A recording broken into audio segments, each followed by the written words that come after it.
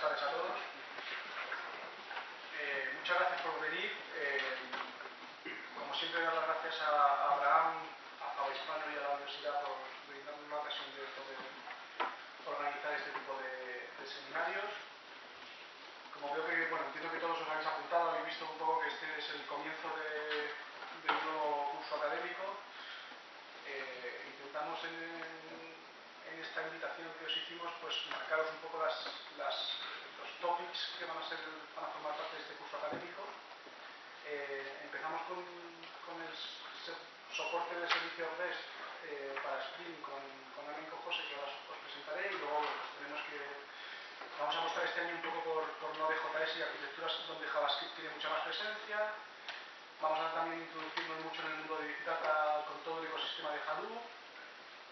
Vamos a intentar también ciertos aspectos que en Paradigma históricamente hemos puesto mucho esfuerzo en cuanto al testing de aplicaciones, desarrollo de pruebas unitarias, funcionales, de integración, ¿vale?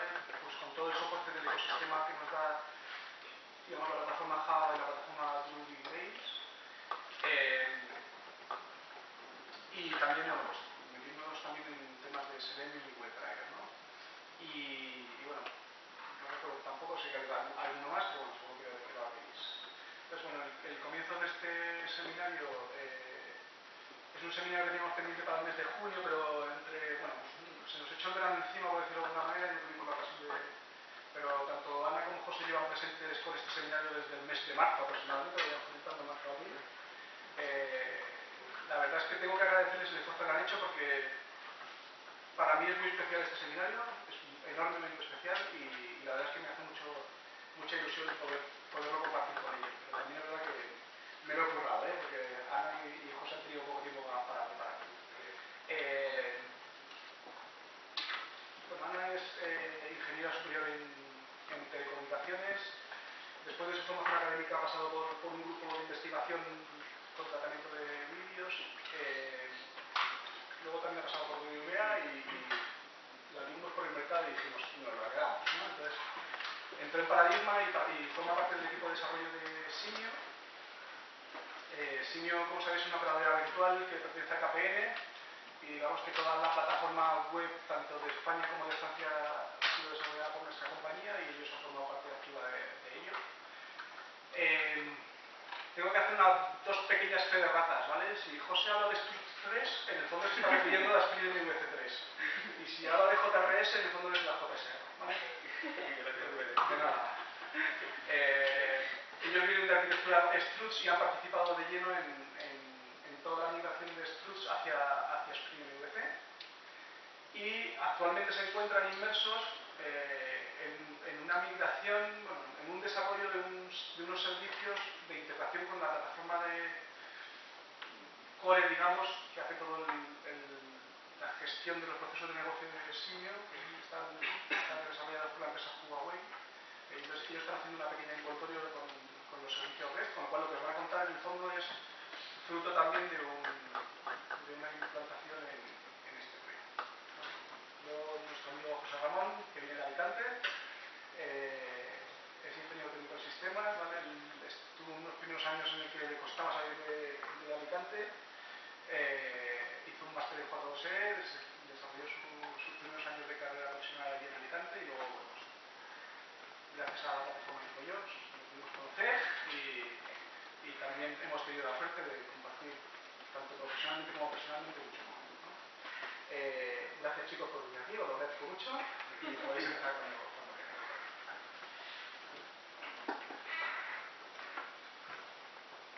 No sé si me oís bien.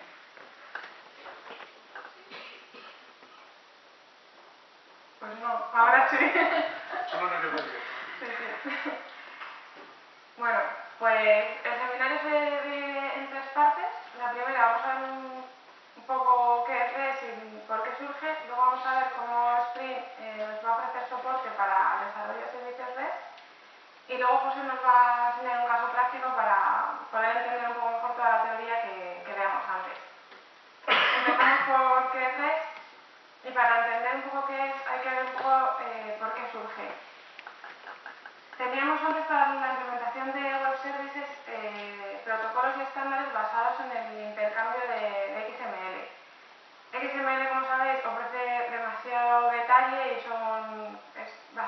pesado. Además, estos protocolos son complejos, necesitamos invertir bastante tiempo en aprender cómo funciona el protocolo en sí, qué es lo que vamos a implementar. También nos obliga, si no queremos sufrir mucho en el intento, a utilizar frameworks también complejos, lo que va a suponer para el desarrollador un trabajo bastante duro y luego mantenerlo, sobre todo si no lo has desarrollado tú, todavía más duro. El consumo de recursos es bastante elevado y además están diseñados para una infraestructura neutra. Es decir, que puede ser invocado de distintas formas y no está plenamente optimizado para invocarlo por HTTP. Esto es lo que teníamos y que, si bien es muy útil en algunas ocasiones y no tenemos que renunciar a ellos en ningún caso, pues si queremos hacer un servicio web, qué mejor que aprovechar todo el potencial que nos ofrece la infraestructura web. REST viene un poco al rescate de nosotros en ese contexto, y si buscáis por ahí por internet, pues bueno, la definición que vais a encontrar es que es una técnica de arquitectura software, esto que viene en la pantalla, ¿vale?, para sistemas hipermedia distribuidos como la World Wide Web. No sé si a vosotros os explica muy claro qué es REST, pero a mí, pues la verdad que no me dice nada, me quedo igual cuando lo leo.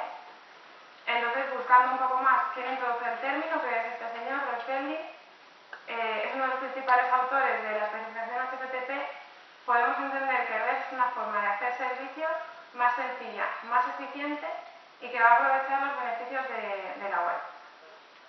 Vamos a ver ahora los principios en los que se basa, para entender un poco cómo aprovecha estas características de la web, que de hecho así queda muy bonito, pero bueno, algo tendrá que hacer para aprovecharlo. Lo primero, que es un protocolo cliente servidor sin estado. Esto es que no deberíamos tener nuestro objeto de sesión por ahí almacenando cosas y que todo lo que vayamos a necesitar en una petición va a ir en ella. También se va a basar en un conjunto de operaciones bien definidas. Esto es, que va a coger todo el potencial de las operaciones de HTTP, no solamente el get y el post, que yo cuando he hecho aplicaciones web son las que he utilizado, sino que va a coger también el potencial del put y del eje. También se basa en una sintaxis universal. El desarrollo de servicios web se basa un poco en la identificación, bueno, un poco no se basa, en la identificación de recursos. Y cada uno de estos recursos van a ser accesibles mediante su URI únicamente. Y por último nos va a ofrecer un soporte multiformato. No únicamente nos vamos a basar en... ¿Pica un poco, verdad? Bueno, un poco no, mucho.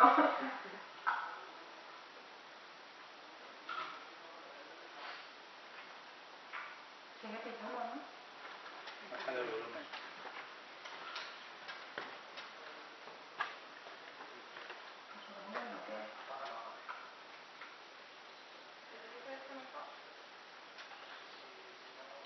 ¿Así me es mejor? Creo que mejor antes, ¿no? ¿Con pitido o susurrando? A ver. Vamos a separar un poquito más de la boca. ¿Lo bajo un poquito? Venga, a ver si hay suerte. Bueno, creo que me falta el último punto, y es que, si bien sigue pitando, ¿no? O solo lo digo yo. No, sí que quita un poco. Voy a ver si puedes bajar el volumen. Si dices un rato ya picas. Y me he robado, ¿eh?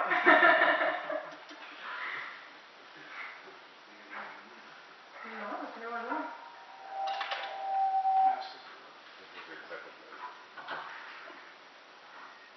¿Habéis tenido mucha experiencia alguien desarrollando REST? Actualmente es todo nuevo, lo digo porque se me ha olvidado comentaros que es un seminario de introducción, ¿vale? O sea, si venís con unas expectativas muy altas, os las quería rebajar, ¿vale? Gracias. Porque es que hemos visto... Lo comento porque hemos visto... hemos hecho nuestra labor de investigación y muchos de algunos de vosotros habéis tenido una experiencia muy dilatada haciendo servicios REST, ¿vale? Entonces, quería comentaros simplemente porque como todo objetivo de estos seminarios son aquellas personas que o han tocado la tecnología un poco o realmente quieren iniciarse o consideran que es interesante, ¿vale? Pues es un poco una labor un poco pedagógica y explicando un poco el concepto. Y luego realmente, pues, como nuestro soporte en nuestra compañía es muy Spring, tiene mucha presencia dentro de nuestra compañía, realmente pues es un ejemplo real de cómo Spring nos ayuda a hacer los servicios REST, que como veréis, en la versión 3 es muy avanzada, ¿no? También tenemos experiencia en otros tipos de tecnologías. Por ejemplo, también tenemos un equipo de investigación de temas semánticos, con tratamiento de procesamiento de lenguaje natural, minería de datos en Twitter, que también de alguna manera hemos hecho desarrollo, pero con tecnología Python. Vale, que también, digamos, este seminario pretende cubrir un poco la parte de Java y de Spring. No va a innovar ningún medio ahí. Podemos estar un poco alto de manos altavoces, entonces vosotros veréis si usar ese micro. Usamos este micro, si no apaga ese micro. Pero apaga este micro. Apagamos. Gracias. Buen intento, Ana. No ha funcionado. Bueno, pues eso, teníamos que no tenía estado, que utilizaba las operaciones del 3DP y que los recursos accedían cada uno por su URI. Y por último, pues que ofrece un soporte multiformato. No nos vamos a basar solo en intercambiar XML, sino que también podemos intercambiar JSON, HTML o lo que nos convenga en cada momento, según sea la infraestructura, la red, lo que sea. Visto esto, nos vamos a plantear cuándo voy a poder usar REST y cuándo es mejor que no lo haga porque va a ser mucho peor e incluso no voy a poder conseguir mis objetivos. ¿Cuándo lo usamos? Pues como hemos visto, cuando tengamos un servicio web sin estado. Nosotros cuando hemos tenido que desarrollar nuestro API REST hemos encontrado por ahí soluciones en las que hay gente que se quiere meter su objeto de sesión, intenta hacer una solución un poco custom, pero bueno, los principios de REST es que no tenga estado. REST tampoco te obliga a que el productor y consumidor conozcan tanto contexto como contenido. Esto es un poco que REST te permite olvidarte del WSDL típico. Si bien sí que puedes utilizarlo y tiene WADL para establecer el contrato formal, REST te permite olvidarte de él. También va a ser muy útil cuando el ancho de banda sea limitado, como por ejemplo en las aplicaciones móviles que ahora están tan en auge. Lo más eficiente va a ser hacer servicios mediante REST. Y por último, cuando vayamos a desarrollar un navegador de sitios web ya existentes o por ejemplo trabajamos con framework JavaScript. Nos vamos a tener que olvidar de REST definitivamente si tenemos requerimientos complejos, si tenemos que guardar una información contextual, si tenemos que tener estado. Si lo hacemos con REST vamos a hacer una chapuza REST customizada, pero no REST. Si tenemos un contrato formal con funcionalidad de interfaz, el WSL, hemos visto que bueno, no es limitante a inclinarnos hacia el swap, pero bueno, sí que es un poco más esa filosofía. Y por último, si tenemos un procesado asíncrono, porque tengamos procesados que tengan un elevado tiempo de procesamiento, pues entonces tampoco nos va a facilitar las cosas aquí. Vamos a ver ahora cómo Spring ha incluido en sus últimas versiones un soporte para que podamos desarrollar servicios web de manera muy sencilla, ya lo veréis más adelante. Esto es a partir de la versión 3, creo que es. Lo han incluido dentro del módulo de Spring MVC y no de Spring Web Service. Si tenéis más curiosidad, pues en el blog hay un artículo donde explica los problemas que se van encontrando y por qué decidieron meterlo aquí. Pero básicamente es que cuando se pusieron a desarrollarlo vieron que tenían que replicar muchas de las cosas que tenían en Spring MVC. Así que en vez de replicarlo, pues lo metieron aquí. Si tenéis cualquier duda o queréis parar, yo es el momento, según vayamos introduciendo los conceptos, que vayáis parando el seminario para que sea un poco más interactivo, ¿vale? Hoy nos regalamos camisetas.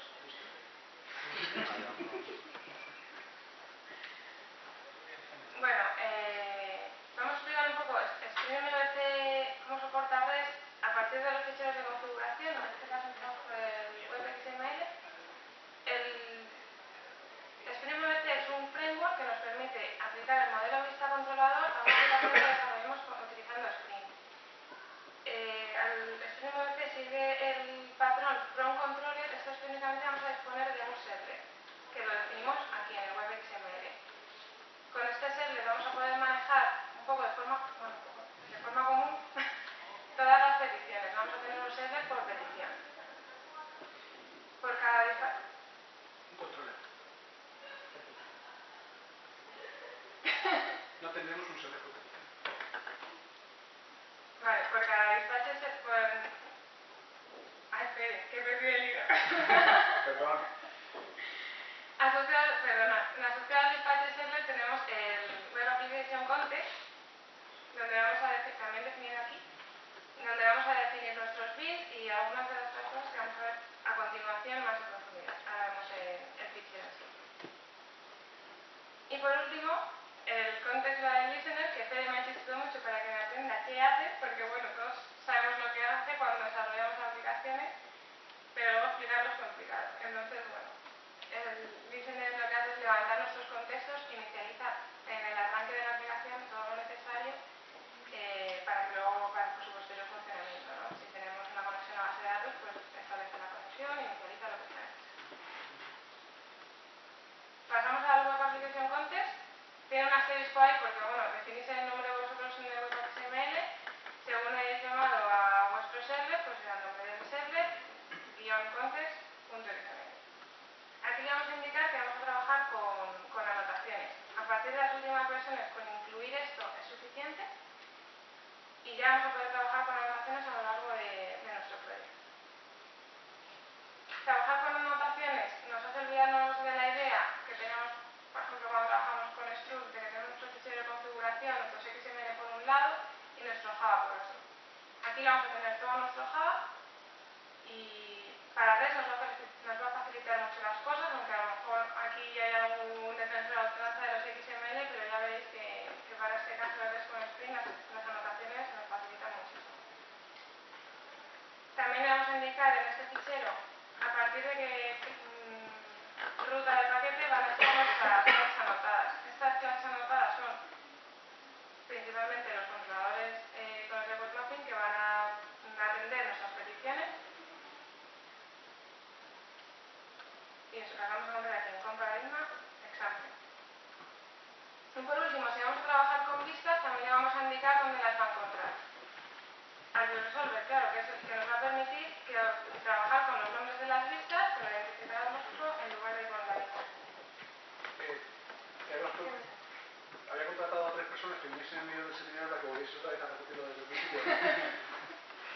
No, un poco como habéis leído los 3 para no perder el hilo, ¿vale? Ana y José están explicando un poco el soporte de Spring MVC, ¿vale? Hemos explicado un poco el concepto REST, han pasado a definir el soporte de Spring MVC para servicios REST y estaba navegando un poco por los distintos ficheros de una aplicación web J2E para ver cómo configurar el soporte de Spring. Ha pasado por el web XML, ha definido que hay un front controller que es el servlet que recibe todas las peticiones, que tenemos un fichero context XML que define el contexto de Spring, donde van toda la secuencia de bins que van a formar parte de mi aplicación. Ha estado comentando Ana también que vamos a utilizar la técnica de anotación en vez de la de XML, con lo cual básicamente los controladores van a ir anotados, ¿vale? Y va a tener una especie de escaneo de componentes vía anotación, ¿vale? Y la parte de REST os la veis en el seminario vía vídeo, ¿vale? Vale, bueno, pues solo nos falta como fichero de configuración el POM. Es un POM como cualquier aplicación con vista que tengáis, no se diferencia en casi nada de una aplicación de REST. Solo indicaros que vamos a trabajar con la versión 1.6 de Java, con la 3.1 de Spring. Y bueno, aquí tengo el log.js además que he utilizado para hacer pruebas. Y lo único que se diferenciaría es añadir esta dependencia. Si queréis trabajar con JSON, por defecto no se lo va a tragar y no lo va a mapear y tenéis que añadir el JSON. Vale, vamos a ver ahora un poco la evolución de las versiones anteriores de Spring MVC a Spring REST. Y esta evolución es la que nos va a permitir que este controlador sea un controlador REST. Si habéis trabajado con versiones anteriores de Spring MVC, incluso con las últimas, pero sin que sea REST, pues reconoceréis que esto es un esqueleto de un controlador. ¿Se ve bien? Hay dispersión de criterios.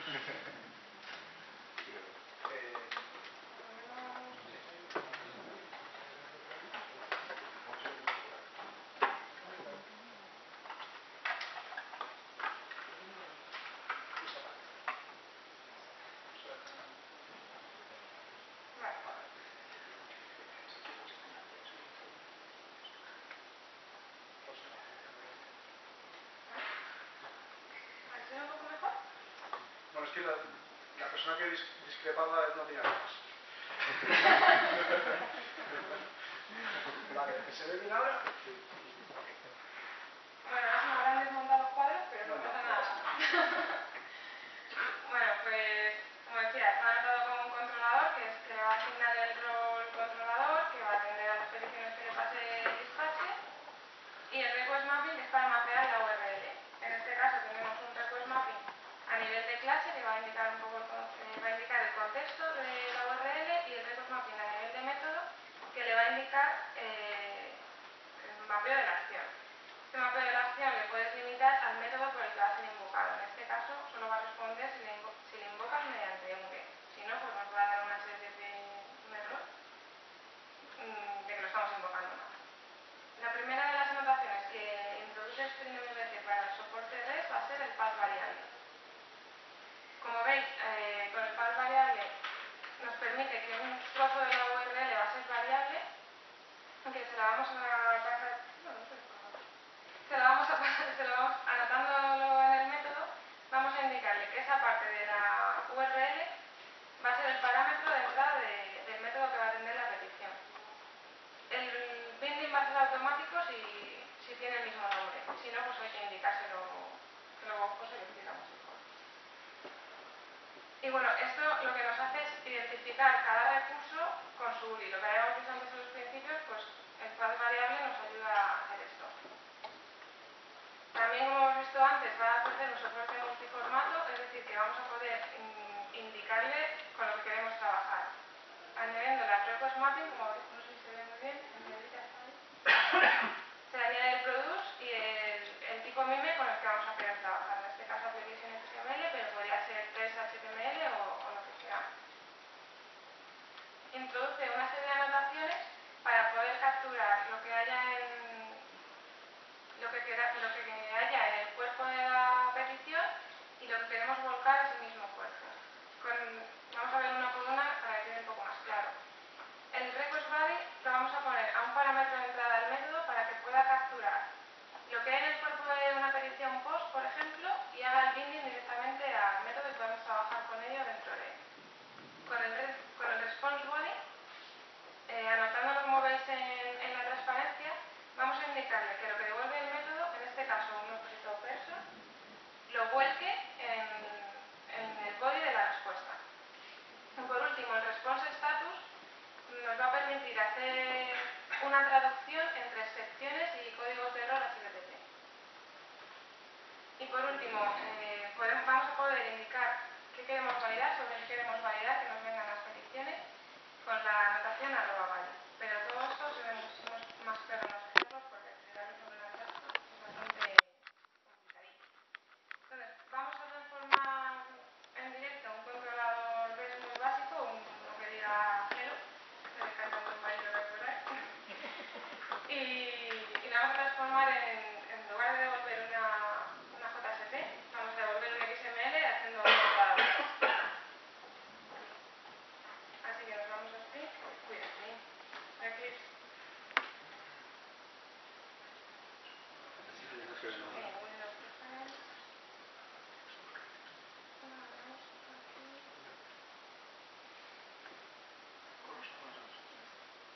Java.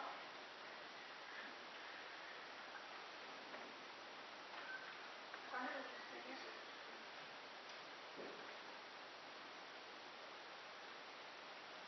¿Así mejor? Sí.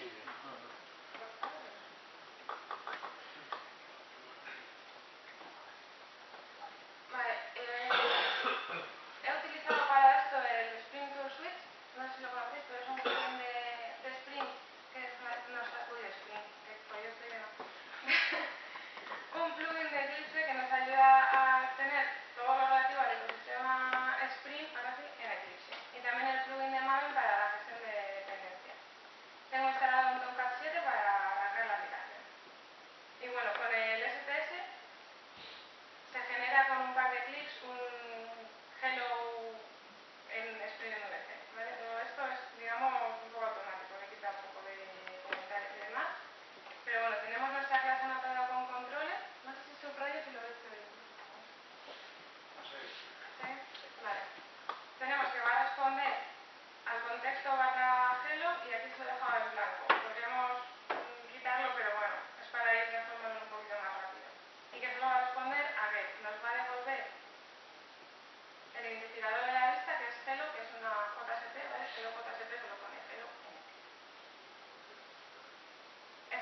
debería...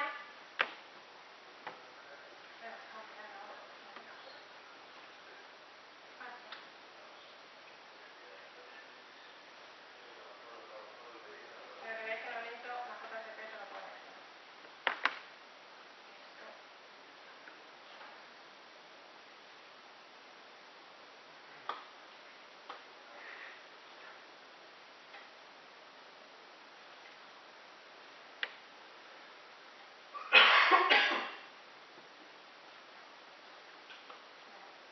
Vale, claro. Vale, vamos a probar a pasarle un parámetro por la URL para ir transformando poco a poco este controlador en algo que nos devuelva un XML. No sé si lo habéis visto antes, esto ya de las versiones anteriores, para que podamos recoger un parámetro de la URL se utiliza el request para presentación, lo ponemos aquí y si se llama igual va a hacer el binding automáticamente. Vamos a hacer que devuelva lo mismo y vamos a meter en el modelo el nombre, ¿vale?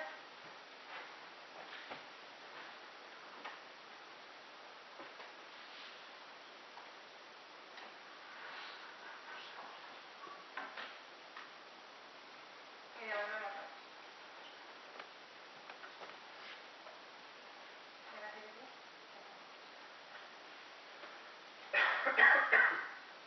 Vale, entonces le pasamos por aquí el nombre y ahora me dice hola solamente.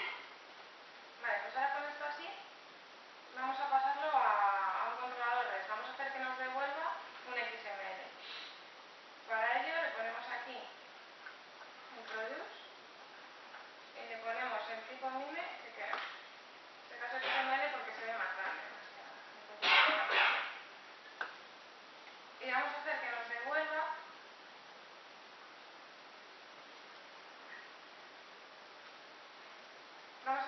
devuelva ese nombre metido en un XML. Para ello me he dotado de un objeto Java, que es este, que lo único que tiene es un string con el nombre.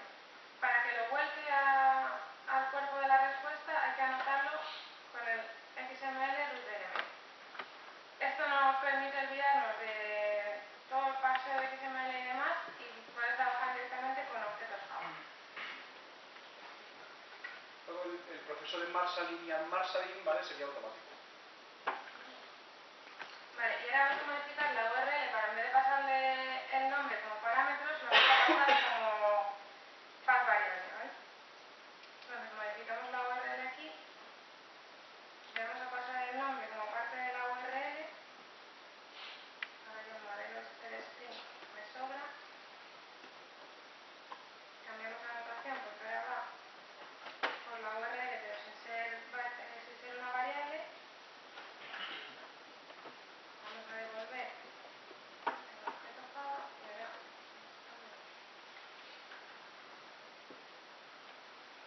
quitamos aquí el objeto. No sé si va muy deprisa o si es demasiado... Bueno, básico es. ¿Alguna duda?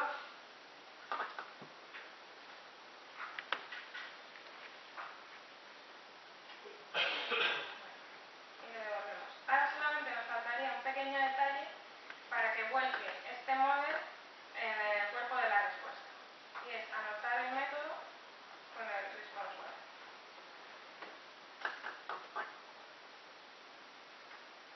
Y ahora, si no me he liado,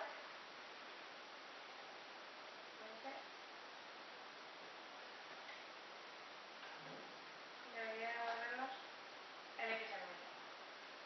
Esto es muy sencillo y es solamente para ver que hay que hacer muy pocos cambios para transformar un controlador que podemos haber usado cualquiera que hayamos desarrollado antes con StringVC en un controlador REST. Pero ahora José sí que tiene un ejemplo más complejo donde ver todos los métodos que hemos explicado y demás. Una pregunta, para transformar el XML lo único que has tenido que hacer es poner la notación XML root element y ya está. Ya String lo coge y lo transforma en XML. Eso es, le tienes que indicar en el repository que va a ser un XML lo que tú quieres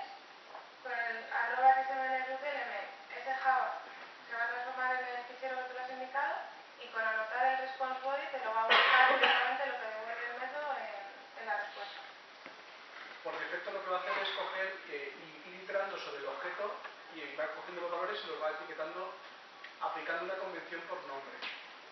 Pero si tú quieres anotarlo, puedes hacerlo pues que ciertos atributos no formen parte de la salida o que incluso la etiqueta no corresponda con su nombre. Todo eso es a través de anotación, ¿vale? Lo que utiliza es el estándar HAXB, que es un estándar ya bastante antiguo, que se definió hace ya bastante tiempo en el mundo Java. Y Java también y Spring, como sabes, lo que hace es recurrir una tecnología para darle una facilidad. Vale, entonces no recuerdo bien, pero yo creo que la tecnología de Spring que manipula los objetos en XML, no sé si se llama OXM, si no recuerdo. Tendría que revisarlo, no lo estoy viendo de memoria, pero entonces, todo ese soporte que te va a permitir de alguna manera. De hecho, yo creo que es una parte de la gracia del tema, ¿no? El primero, cómo resuelve el binding de las URIs a partir de los controladores y que al final sigas trabajando con una misma filosofía sin que cambie demasiado. Y luego la siguiente ventaja que tiene es que, claro, todo el Marshalling y el Unmarshalling lo hace bastante sencillo. De hecho, incluso tiene, aunque no lo vamos a ver como parte de este seminario, pero también tiene la capacidad de negociación de contenido, de tal manera que si tú pones una URI y acaba en un sufijo determinado, pues te va a acomodar la salida en función de la petición que quieras. De tal manera que si acaba en .json, te dará tu respuesta en JSON y si no en XML. Entonces, para pasar de un formato a otro, realmente no tienes que hacer prácticamente nada más que cambiar ese atributo produce y cambiarlo al disponible de la respuesta que tú quieras hacer.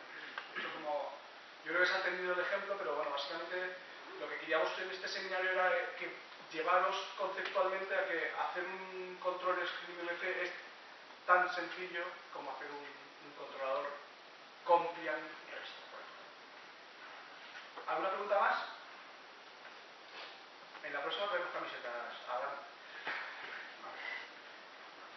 Bueno, pues yo voy a contar un poco cómo podemos aplicar todo esto que nos ha dicho Ana en un caso práctico. Voy a crear un servicio REST que va a ser un catálogo de series en el que vamos a hacer las típicas operaciones de añadir, eliminar, modificar y botarlas. Pero antes de empezar a implementar cualquier servicio REST, lo primero que tenemos que hacer es diseñarlo. Y para diseñarlo, pues podemos seguir estos dos puntos. Lo primero que tenemos que hacer es identificar cuáles son nuestras entidades, nuestros recursos que vamos a compartir. Este caso es muy sencillo, solamente tiene uno, que va a ser una serie, que está compuesto por eso que veis ahí, que es un ID, un nombre de la serie, un género, el año en que se rodó y una lista de puntuaciones. Además de esto, también tenemos que identificar cuáles van a ser nuestras URIs a las que vamos a dar acceso. Por ejemplo, si queremos recuperar una serie, pues nuestra URI sería esta. Y también tenemos que decirle por qué método la vamos a invocar. En este caso queremos recuperar información, pues lo vamos a invocar por un mail. Además de esto, tendríamos que definir qué esperamos a la salida, es decir, qué vamos a devolver. Yo por legibilidad en la pantalla he devuelto un XML. También se podría hacer con un JSON, como que. Así que vamos a ver ya el ejemplo práctico.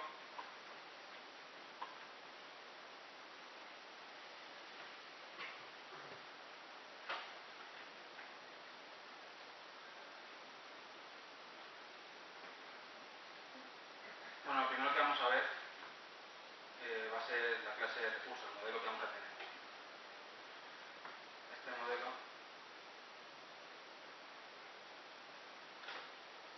es este. En este Java, además de anotar, bueno, además de especificar qué entidades va a tener, qué campos va a tener nuestro recurso, vamos también a definir, como bien ha hecho Fede antes, cómo va a hacer el parseo XML. Para hacer el parseo vamos a utilizar JXB y lo primero que tenemos que hacer para que nos detecte esta entidad como un objeto a parsear es añadir esta etiqueta. Con esto lo que va a hacer es crearnos directamente a través de este Java un XML de salida. El nombre, si no nos gusta de la clase, aunque la pone la primera en minúscula, podemos especificar eso con esta propiedad. Por defecto, JXB lo que hace es mapear XML todo lo que es público. Cualquier miembro público te lo va a volcar al XML. Si no quieres que esto sea así, podemos utilizar esta notación, que es XML accessor type. Y aquí le vamos a decir ninguno. Ahora solamente va a mapear XML lo que le especifiquemos explícitamente. Y para especificarlo, bueno, pues tenemos que añadir delante de lo que queramos esta notación, XML element. Aquí también podemos especificar un nombre si es que no nos gusta, el que tiene el campo. También podemos definir el orden en que queremos que los mapee. Por ejemplo, yo aquí he puesto primero el ID, esto lo hago con esta notación XML type. Tiene un atributo que es proported y aquí le pasamos una lista con los campos en orden que queramos. Otra notación interesante que hay por aquí es esta, que es el element wrapper, y lo único que hace es, para la lista viene muy bien, porque si tú esto no lo pones, cuando te vuelca una lista al XML te las pones junto con el resto de campos.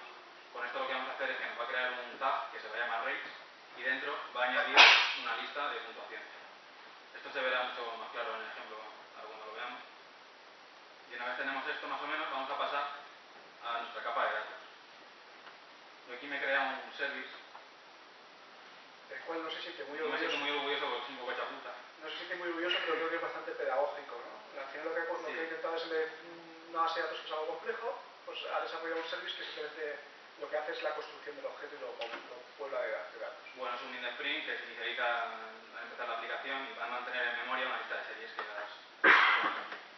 En este service además he dado acceso a unas operaciones las típicas, que son, como podéis ver, pues el editar, el consultar, el añadir, y no tiene mucho más. Aquí además, no todas las... Bueno, por ejemplo, el get, vamos a verlo por aquí, veis que sí que devuelve una entidad TVShow, que es nuestro recurso. Es normal, pero hay otras operaciones en las que no vamos a devolver el modelo, ya que es conveniente devolver una respuesta de si se ha hecho correctamente o no la operación, como puede ser cuando borramos. Para eso yo me he creado un objeto que es este, el from. Se ha quedado cortado.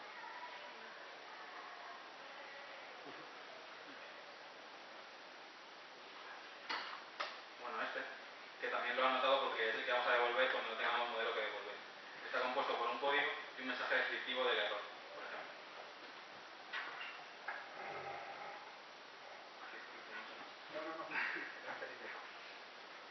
Bueno, además de esto me he creado una excepción para cuando intentemos consultar una serie que no existe. Y vemos que lo devolvemos en la mayoría de los métodos, que es esta, TVShow not found exception. Eso no tiene ID. Luego veréis un ejemplo en el que vamos a utilizar esto. Una vez visto esto, vamos a pasar al controlador, que es el que tiene todo el manejo y toda la lógica.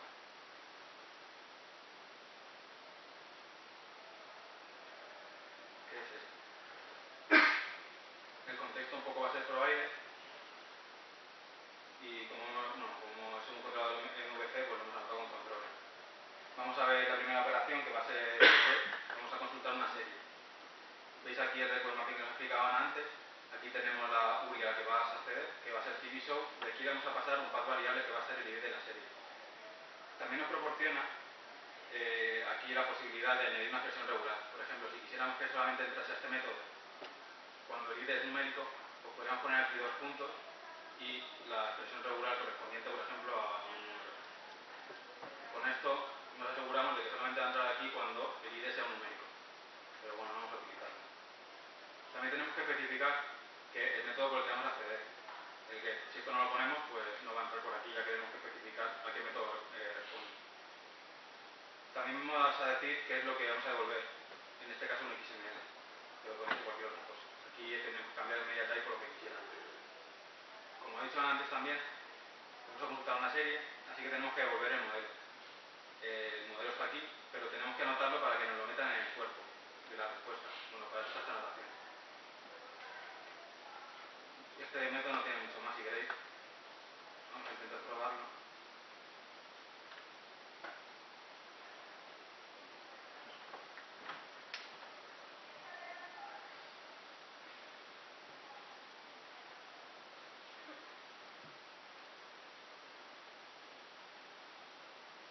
Bueno, la URI sería esta, para provider barra TVShow y el ID de la serie. Vamos a consultar la primera, por ejemplo. Bueno, pues aquí tenemos la respuesta, no sé si se ve muy bien. Lo que os decía antes del wrapper de la lista es esto. Si no hubiéramos puesto la anotación, nos aparecerían todas estas notas aquí fuera, y sería un poco engorroso. Con esto queda bastante más claro. La excepción que os decía antes es que intentamos acceder a una serie que no existe. Por ejemplo, no hay ninguna serie con ID 12, así que no puedo ver la excepción. Aquí, division, no existe. Si quisiéramos devolver un JSON, bueno, pues además de añadir la dependencia que os he comentado antes, lo podríamos hacer, pues aquí, cambiando el media type, aquí añadimos esto.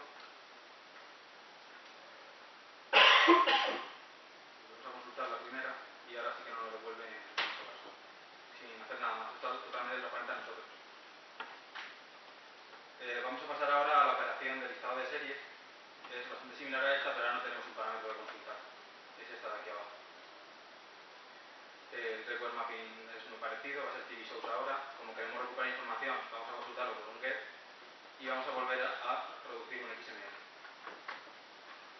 Ahora, como respuesta, ya no va a ser una serie, sino va a ser una lista. Yo aquí me he encontrado un problema con JXB, y es que no le gusta, porque a todos nos saldría poner aquí un return y una lista de series. Pues eso JXB no sabe cómo serializarlo. Así que lo que tenemos que hacer es crearnos un Java, y ese Java no va a contener más que la lista de series. Con esto ya sí que nos funciona. Aquí me he creado lo mismo, he puesto el XML element y el root element para que me lo parse. Ya está, y con esto lo devolvemos y listo. Vamos a probarlo. Y aquí nos devuelve la lista de series que tenemos en el módulo. Vamos a pasar ahora a la operación de añadir una serie. ¿Lo estáis siguiendo? ¿Se sigue bien? ¿Bien?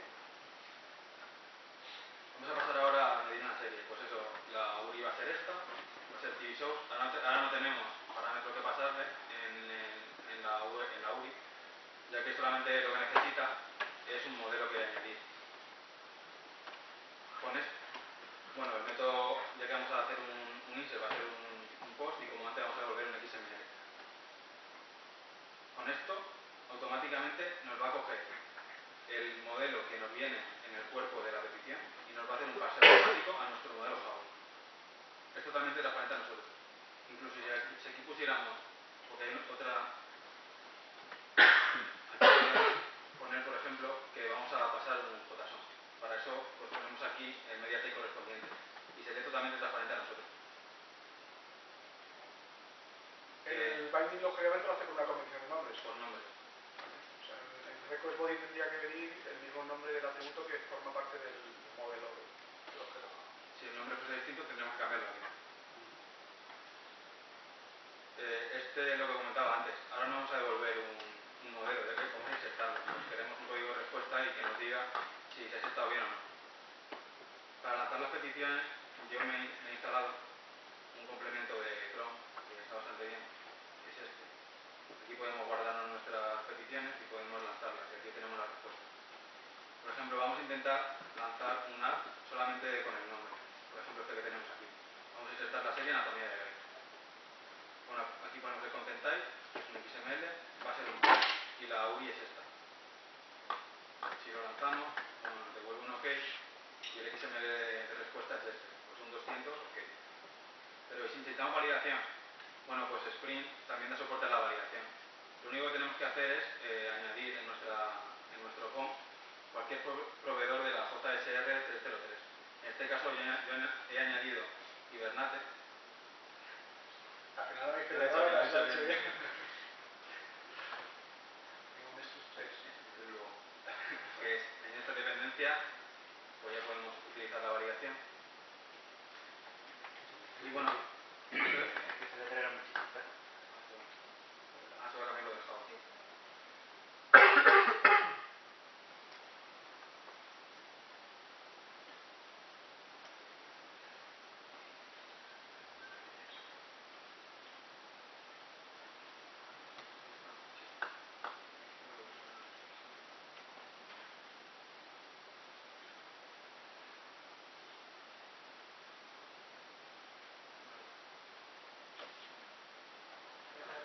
Que es el editor del fondo.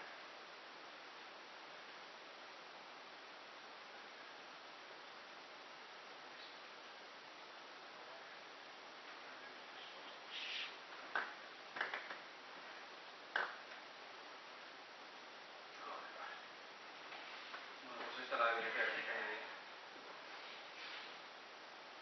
Bueno, con esto lo primero que vamos a hacer ahora para que... Bueno, pero esto porque tiene ascendencia José de la zona de Pamplona, pero vamos, no hace falta meter Hibernate, o sea, se podría meter simplemente la librería específica para la soporte. Lo que pasa es que es un truco que ha cogido Hibernate y dentro de ese librería de Hibernate incluye la librería.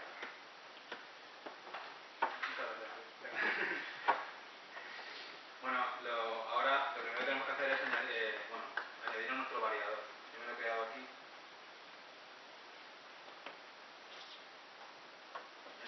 Es el típico validador de Spring, implementa la interfaz. Aquí tenemos que definir dos métodos, el for, que lo que decimos es qué clases vamos a poder variar con él, y el método de variación propio. Yo aquí lo único que he variado es que el nombre y el año son requeridos. Cuando uno de los dos falla, bueno, pues lo que hace es añadirnos en nuestro objeto de errores, en nuestra lista de errores, el mensaje campo tal obligatorio. Bueno, aquí podemos añadir cualquier variación, lo he puesto como un ejemplo. Después de este, lo que tenemos que hacer es en el controlador asignárselo. Para eso lo vamos a hacer cuando inicializa el binder, aquí. Nos vamos a crear un método initBinder al que le vamos a pasar el whatDataBinder y lo vamos a anotar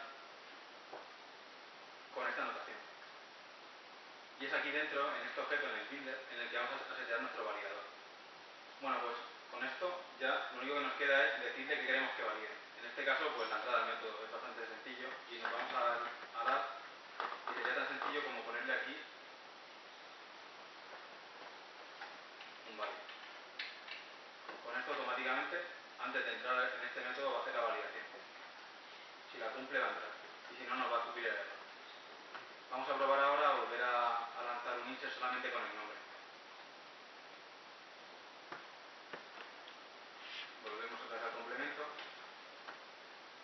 y lanzamos.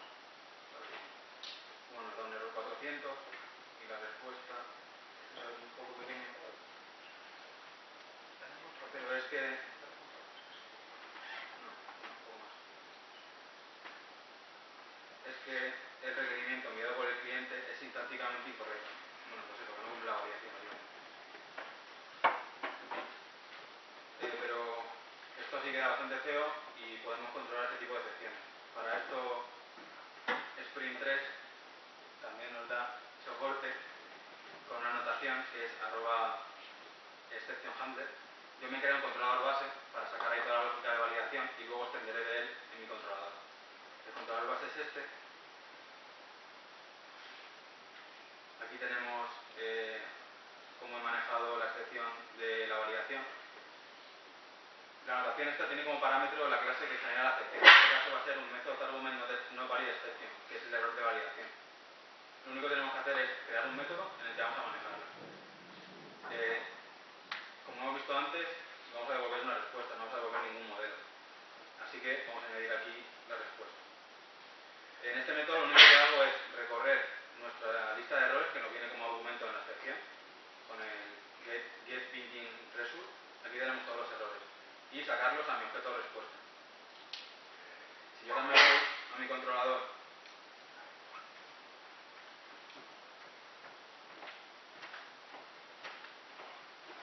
y lo extiendo,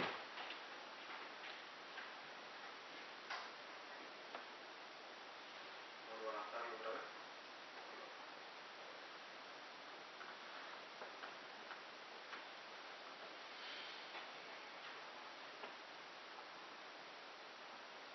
Si lanzamos otra vez un add con solamente el nombre, pues aquí nos dice un 400 que el campo año es obligatorio. Añadimos simplemente aquí el campo.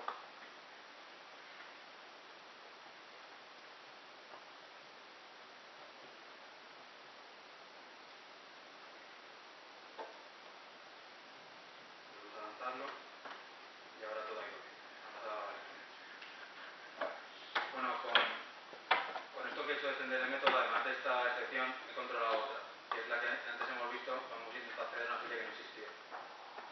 Si intentamos acceder ahora a una serie que no existe, bueno, pues nos dice que el código no existe. Y lo único que he tenido que hacer es, en la clase base, crear este método, que es muy similar al anterior. Lo único que hace es coger el ID que estamos consultando de la excepción y mostrarlo en un mensaje de respuesta. También he creado este para controlar las secciones genéricas, para que no le pueda escupir una trazada de esas que quedan tazadas en el navegador. Ahora vamos a pasar a otra de las operaciones que tengo aquí en este controller, que va a ser el update. Aquí vamos a actualizar una serie por el ID. El ID viene en el record mapping y el método ahora va a ser un input, ya que vamos a actualizar una serie. Vamos a volver a devolver un XML y esta operación tampoco cubre el modelo.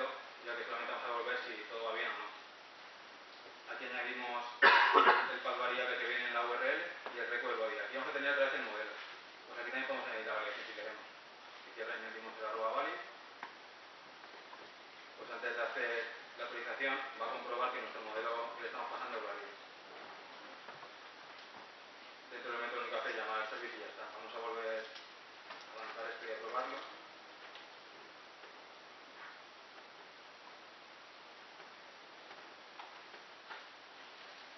Vamos, por ejemplo, aquí guardada una petición.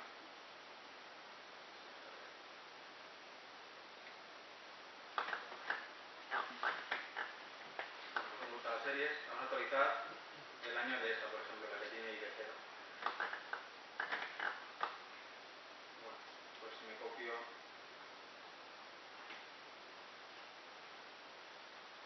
el cuerpo, me voy al cliente, aquí lo pego. Aquí simplemente cambio el año, 2013 por ejemplo, y es un put, y el ID de la serie es ID 0. Si avanzamos, nos dice que OK, y si ahora vamos a consultarla, nos ha cambiado. Esta operación es bastante sencilla, no tiene mucho más que decir. Y la última que vamos a, bueno, una muy parecida es la del borrado, que es bastante similar a esta. Esta que tenemos. Tiene también el path variable y de la serie que queremos borrar en este caso. Vamos a devolver otra vez, este es nuestro objeto response, que es el código, y si queréis vamos a probar. Vamos a borrar, por ejemplo, la serie con ID 0. Nos cargamos esto, le decimos que lo borre, nos dice que todo ha ido correctamente. Intentamos acceder a la serie 0, nos dice que no existe porque me acabo de cargar, y ahora aquí en el listado pues ya no aparece. Vamos a también ahora ver cómo puntuaríamos una serie, que es el último método que nos queda por ver. En este, además del path variable, le he pasado un parámetro en la URL para que veáis cómo se hace.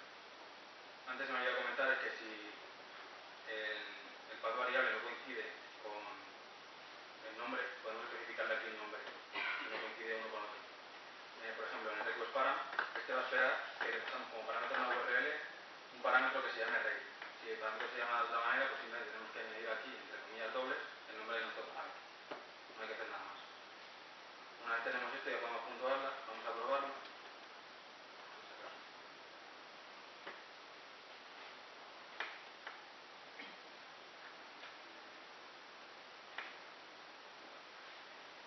Y para puntuarla, la URL es array. Voy a puntuar la que tiene ID1. Primero voy a consultarla para que veamos cuántas puntuaciones tiene. Esta tiene 3. Voy a puntuarla con un 10 y el método que vamos a utilizar es un put. Si lanzamos, nos dice que todo ha ido correctamente, nos vamos al listado, a la serie y nos ha añadido la nueva puntuación. JXB, que es el que hace el parseo, también nos permite añadir en este XML no solamente propiedades, sino también campos calculados. Por ejemplo, si ahora quisiéramos la media de todas estas notas, pues no tendríamos que crearnos una propiedad media y calcularla cada vez que añadimos una notación. Simplemente nos vamos a nuestro modelo, nos creamos un método que calcula la media y lo anotamos. Esto nos va a crear en el XML un campo average y aquí va a meter la media. Pues ahora aquí arriba, añadirlo al orden, si no lo añadimos falla, así que lo añadimos aquí.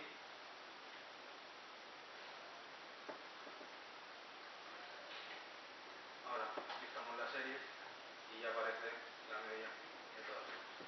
Una pregunta, si lo llega a hacerlo con JSON eso mismo, en lugar de @xln, xmln, ¿qué pondrías en la anotación? Es lo mismo. Lo mismo, con XML.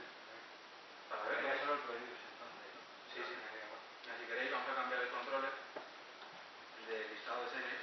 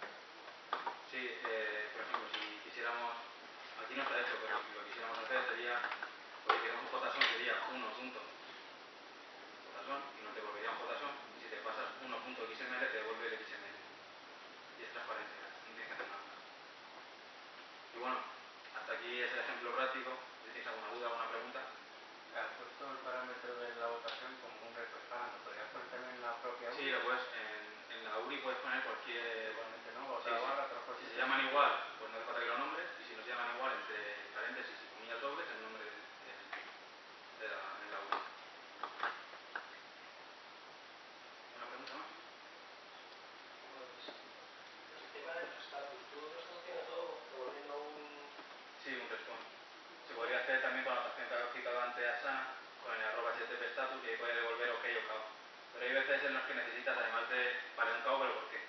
Pues necesitas devolver un mensaje, no sé. Pero puedes utilizarlo todos los mensajes de error. Sí, sí, claro, claro. Puedes Pero utilizar. solo puedes devolver el número y ya está, no puedes devolver un mensaje, ¿no? Yo creo que solamente es el número.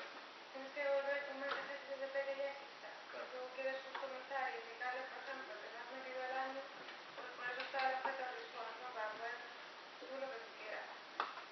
Y las dos cosas barreras que van a hacer, ¿no? Devolver un status y un XML. Pues supongo que sí. Sería anotar el método con el HTTP status.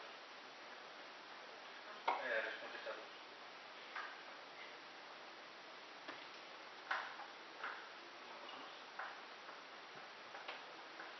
Pues hasta aquí el seminario. Entonces,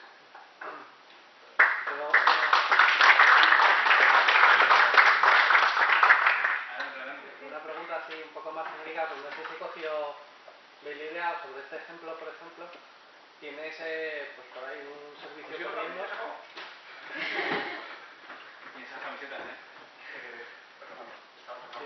Tienes un servicio por ahí corriendo que te deja meter series y poner series. Y ahora yo me quiero hacer un cliente de ese servicio, ¿no? Pues una aplicación de escritorio, una aplicación web, con las estrellitas para botarlo. Claro. ¿Me ofrece esto algo de ayuda para hacer ese cliente? ¿O me tengo que hacer yo las conexiones?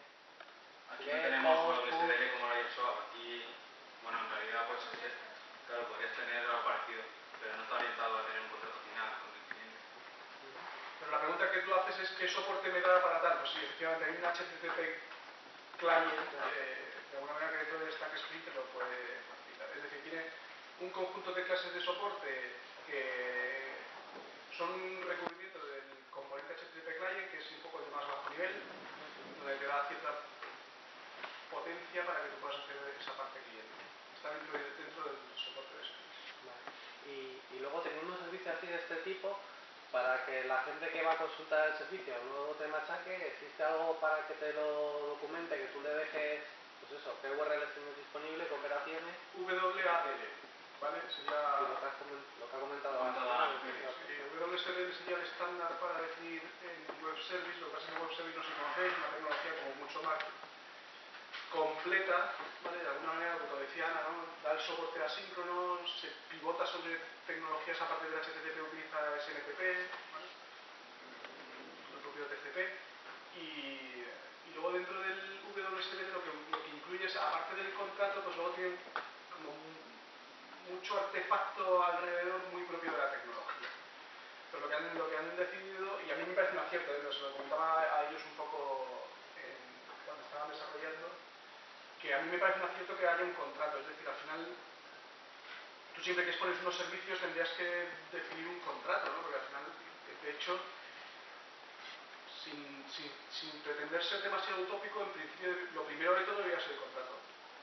¿Sabes? Sabéis que hay como dos tipos de aproximaciones, que está la bottom-up y la top-down. Pues en teoría, ciertamente cuando tú piensas en una interfaz deberías de pensar en el interfaz y luego en la implementación, y no pensar en la implementación y luego en la interfaz, ¿no? Entonces debería de estar para todo esto de alguna manera se ha articulado sobre una tecnología que se llama WADL, que efectivamente lo que da es documentado cuáles son los endpoints que URIs tienen asociadas y en qué consiste el contrato de llamada y de respuesta, ¿no? Y también pivota mucho, pues si estás devolviendo XML, pues también podrías meter un esquema XML que valide esa respuesta, ¿vale? Todo eso de alguna manera también te lo ofrece la tecnología, y mi recomendación personal es que debería de formar parte de tu diseño del servicio. ¿Esta clase de servicio se puede securizar o tiene security? Sí. Sería como utilizas una aplicación web, sería securizar las URL, las URIs estas. Sería lo mismo, lo que pasa es que al final hay un concepto distinto, ¿no? En Spring Security, a ver si me explico, ¿no? En Spring Security, efectivamente, cuando tú pides una URL, lo que hace es que detecta que tienes un contexto de seguridad y te redirige a una pantalla de autenticación.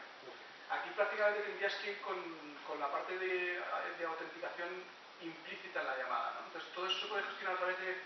Hay soluciones sencillas de generar tokens que identifiquen usuarios. Entonces tú decides un token y tú tienes un servicio que es una especie de paso previo donde identificas si ese token es válido o no, y además identificas al usuario a partir de ese token. Pero o sea, si yo desarrollo una aplicación, la parte cliente con algún framework JavaScript,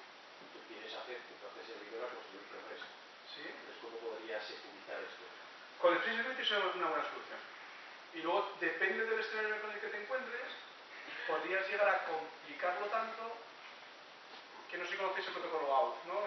Pues es la solución que, por ejemplo, Twitter realiza, ¿no? Twitter o Facebook, ¿no? Que es hacer como usar el protocolo OAuth, que ya sabéis que es como una especie de sistema de autenticación delegada en el que hay como tres elementos que participan. Uno es una aplicación que se registra con respecto a un provider y luego un usuario que usa esa aplicación, ¿vale? Entonces, en algunos casos, como es el caso de Twitter, donde realmente tiene un ecosistema de aplicaciones alrededor que utilizan a Twitter como un proveedor de autenticación, pues si ese es tu ecosistema o ese es tu entorno, probablemente te interese meterlo a OAuth, porque al final el estándar o la implementación de OAuth te va a dar todo el shaking entre los distintos atributos, la seguridad, el que, ¿sabes? Que de alguna manera todos los mecanismos para que alguien que esté escuchando las tramas de ida y vuelta no identifique al usuario y lo pueda sustituir o suplantar. Pero realmente eso es, o bien tu API es interna y securizas a nivel de infraestructura, sería una opción. Si tu API es pública, podrías optar por, nosotros alguna vez hemos optado por una gestión de tokens sobre Field Security. Y el tercer nivel es si tú tienes algo importante, que no sería el caso normalmente, que es si tienes un ecosistema a partir, o sea, quieres construir una plataforma sobre la que construir un ecosistema de aplicaciones y todos tirar de un proveedor de autenticación, entonces tu alternativa sería OAuth. Incluso OAuth lo puedes simular y cortocircuitar sin que haya la aplicación, es decir, al final la aplicación coincide prácticamente con el usuario. Pero OAuth sí que te da, digamos, todo la gestión de las tramas, de la variación del token, de los procesos de infiltración de los parámetros, con lo cual también se podría simular. Sí, me ha comentado Ana que el uso de sesiones no era recomendable, pero por ejemplo en el caso que ha puesto Ramón, José, ¿cómo haría la votación y que el usuario estuviese registrado? O sea, que hubiese hecho el típico login de la página web. Es decir, ¿seguiría usando por debajo el REST o cambiaría ya todo el control para que fuese un usuario normal? Hay dos. Yo para votar, o sea, la solución más fácil. Si estoy registrado. Si tú votas si estás registrado, en el fondo lo que deberías de llevar es el parámetro del usuario identificado dentro de la petición, es decir, el token. O sea, que podríamos poner el cabo de eso. Eso es para ser puramente REST, si no, no estás haciendo. Es decir, REST al final lo que hace es que no lleves una conversación en el proceso, sino que directamente llamas al endpoint y le pasas todos los parámetros de él. Pero bueno, cada petición que se haga va a ser en el post. Y también yo creo que la seguridad también se podría hacer por HTTP, DJs o Basic, sí, o Basic, también. Tienes toda la razón. Esa sería también un punto de vista. Quizá de más sentido común que lo que recoge. Sobre la parte de REST, de lo que hemos visto al principio, sobre cuándo usar SOAP y cuándo usar REST, el último punto, si no recuerdo mal, decía algo así como que REST te puede ayudar a hacer la agregación de sitios web. ¿En qué medida nos ayuda REST para eso? En la agregación de sitios web, tú al final lo que vas a tener es como si dijésemos peticiones HTTP por URL. Entonces eso es mucho más sencillo de manejar, yo creo, a la hora de desarrollar que construirte tu XML y llamar al endpoint o lo que sea. Te voy a poner un ejemplo, mira, un ejemplo real, ¿vale? Tenemos una aplicación, tenemos un sistema que lo que hace es medir la reputación online de las marcas, es decir, al final lo que hace es detectar dentro de canales como Google, Twitter o Facebook la presencia de la marca en Internet, ¿vale? Entonces el rollo básicamente consiste en, si yo defino una marca como es Movistar, pues tú lo que haces es definir Movistar y una serie de keywords sinónimas que definen Movistar, Movistar y todo lo que represente Movistar, ¿no? Entonces eso lo que va haciendo es, hay un proceso de adquisición que se va yendo por los distintos canales, va recogiendo esas menciones y luego hay una especie de pipeline que lo que va haciendo es detectando el idioma de la página, intenta buscar dentro del contenido del tweet o de la página HTML el párrafo donde se está hablando directamente de la mención, se le aplica también sentiment para saber si se está hablando de la marca bien o mal y de alguna manera también hay algoritmos que se encargan de ver de qué se está hablando, es decir, si está hablando de telefonía fija o de telefonía móvil o de 3G.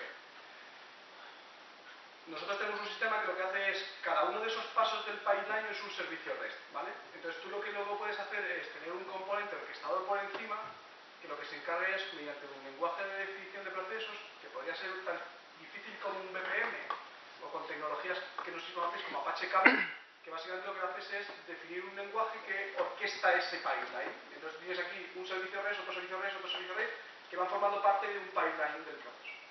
Vale, pues entonces con eso lo que haces es orquestarlo. La orquestación, ¿en qué consiste? Pues básicamente es invocación HTTP, cojo respuesta y en base a los parámetros de entrada del paso anterior, la respuesta voy encadenando la siguiente, voy encadenando la siguiente, voy encadenando la siguiente. Entonces, creemos que eso es más sencillo hacerlo con una tecnología en la que no hay impedancia, no hay verbose en el propio del protocolo, que te encuentras un error, porque es cierto que hay tecnologías. A mí me enseñaban, por ejemplo, hace tiempo cómo desarrollar un web service en tecnología.net, y era tan sencillo como decir, tengo una lógica de negocio y le digo botón derecho, generar un web service. Pero el problema es cuando yo llegaba y invocaba ese web service y me daba un soft tolerance false no sé cuánto, aquello pues se hacía complicado decir. Efectivamente es una caja negra, pero al final somos desarrolladores, tenemos que entender lo que es esa caja negra. Bueno, pues lo que pretende esta solución es ¿por qué no usar un modelo sencillo? Es que, ¿sabes? Venimos, además, esto es ha sido una evolución propia de la tecnología y el caso más claro es el caso de Java. Yo me acuerdo de empezar a desarrollar con UltraEdit y con el compilador y con los servlets para cada uno de los controles, y que aparezca por ahí una tecnología que se llama JB y tal y cual, y tú lo metías aquello y aquello realmente era muy complicado. Entonces, hay gente que se da cuenta y efectivamente pasaba, oye, el ecosistema Java es muy complicado. Entonces hay otra tecnología como el Ruby on Rails que te dice, mira, hay formas más fáciles de hacer esto. Pues abrimos un punto de inflexión donde Rod Johnson saca un libro que dice que cómo desarrollar arquitecturas sin EJBs, y al final eso tiene tal repercusión dentro del sector que genera Spring, y entonces Spring se convierte un poco como el vehículo de todos los que estábamos dentro del ecosistema Java de hacer las cosas sencillas. Pues dentro de ese movimiento todos pensábamos que servicios web era una tecnología complicada. Servicios REST realmente es, vamos a simplificar esto porque realmente, o sea, no conozco en España nadie que haya utilizado un sistema de registros de servicios web tipo páginas amarillas que suena muy bien y tal, de que yo registro un servicio que hace no sé cuánto. Y luego hay una tecnología UDI que hace un lookup sobre el registro de los servicios y lo encuentra. Y te da el mejor, y luego lo orquesta. Eso en ciencia ficción está bien y como peli está bien. Pero eso se da bastante de la realidad. Entonces apliquemos soluciones sencillas para problemas reales cuando realmente no tengamos esa complejidad técnica en el ambiente, ¿no?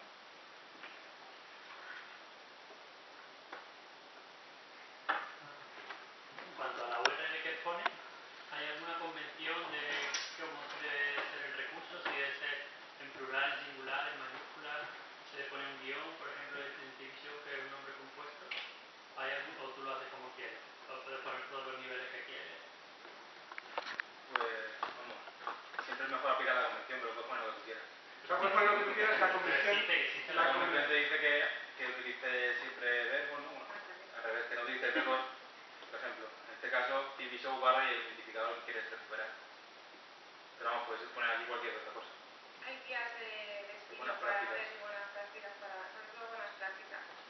Pero bueno, siempre puedes usar lo que tú quieras. O sea, la URL es libre, pero sí que hay una guía de buenas prácticas de realmente lo que deberías de hacer. Mi recomendación es que, igual que es sencillo el concepto de REST a nivel tecnológico, ¿vale? Sí que es cierto que es otra filosofía, ¿vale? En cuanto a entender, no es aquello de voy a hacer un método que inserte una película y digo, insert película y nombre de la película, no. Entonces, sino que hay un concepto de no utilizar verbos, de dar un enfoque y un diseño. Entonces, digamos que hay un capítulo específico para diseñar un servicio REST siguiendo una buena cosa. Y ese es el que hay que ver, ¿no? Porque si no, al final aplicas la tecnología, pero en realidad lo estás aplicando un poco a tu límite de REST, ¿no? Es como poner variables en mayúscula dentro de una clase Java y cosas así. Te lo puedes hacer, pero no es Y por ejemplo,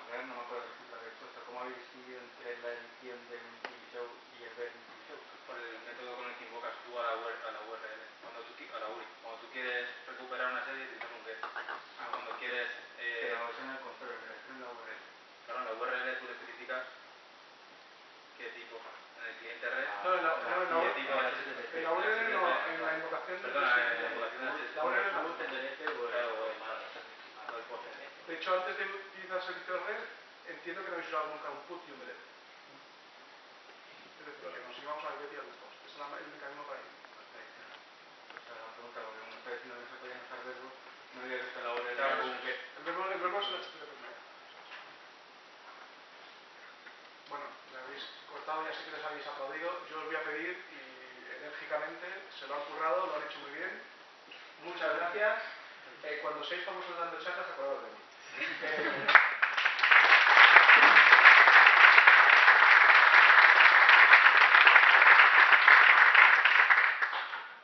Vale, me vais a dejar un minutito porque quiero comentar una cosa. Oracle tiene intención de arrancar, comenzando el 31 de este mes, una serie de charlas de mediodía que va a organizar en distintas ciudades en España. La primera va a ser la de Madrid, es el 31 de este mes. Todavía no hemos publicado nada en Java Hispano, pero bueno, ya que estáis aquí os lo comento. Va a ser jornadas de media tarde, va a empezar a las 3 de la tarde, es algo que tendríais que pedir mismo en el trabajo para escaparos si queréis venir. Y, por ejemplo, para la de Madrid lo que tienen programado es primero dos charlas, una explicando las novedades de Java SE 7, lo que ya tenemos, y Java SE 8, lo que viene para el año que viene. Otra orientada a Java E, contando las novedades de Java E 7. Eso va a ser presentaciones pues un poco como la que habéis tenido hoy, un ponente con un portátil os va a contar cosas. Y después de un pequeño descanso habrá un hands-on, algo para lo que se supone que vosotros, si queréis, podéis traer vuestro propio portátil y vais a construir también servicios REST, pero en esta ocasión con Glassfish en vez de con Spring. Vale, entonces si os interesa, es el 31, pero bueno, estad atentos en Java Hispano que os daremos más detalles. Y lo último, camisetas esta vez no tengo, pero tengo unas cuantas pegatinas de Yo Programo Java, un poco más grandes y otras para el portátil, pequeñitas. Entonces, si os queréis llevar, creo que hay una para cada uno. Y esto es una cosa que Oracle me ha pedido que reparta. Es propaganda de una revista que tienen en PDF, que es gratuita, pero te tienes que suscribir si la quieres, la Oracle Java Magazine. Entonces, si os interesa, podéis llevaros esto. Esto no vale para nada más que para acordaros de que existe, ¿vale? Lo que tenéis que hacer es ir a oracle.com/Java Magazine y pero si os queréis llevar uno de ellos para acordaros de que existe, pues dejo aquí las pegatinas y dejo aquí las tarjetitas escaneadas.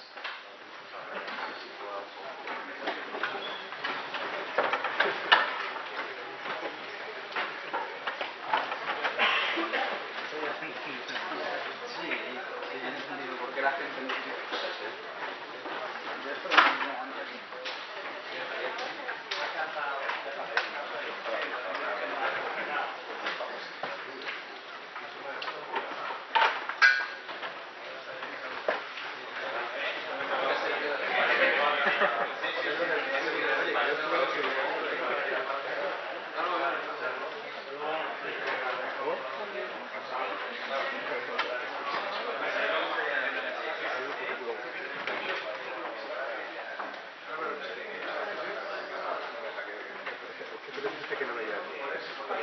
Vale, la presentación y el código lo publicaremos en la web de Paradigma y también en nuestro Twitter y en nuestro Facebook, ¿vale? Sí, me acuerdo de ti, pero es que me acuerdo de ti, ¿Barja o...?